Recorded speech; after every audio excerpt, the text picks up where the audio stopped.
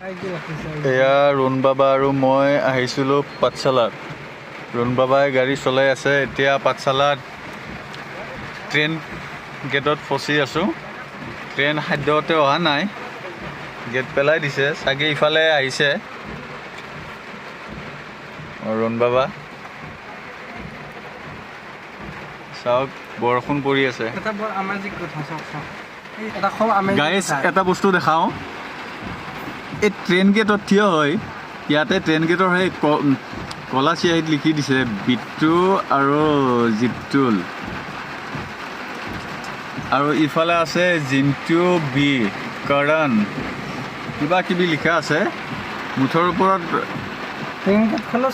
Train গেটতো আপীৰ নাম লিখা আছে।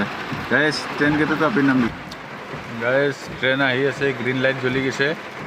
বৰষুণ কিন্তু মস্ত টান বৰষুণ পৰি আছে। আমাৰ পিছফালে ই ৰিক্সা আছে, এই চাওক ৰেইনকোট পিন্ধি কেনে থিয় হৈ আছে দাদা এজনে।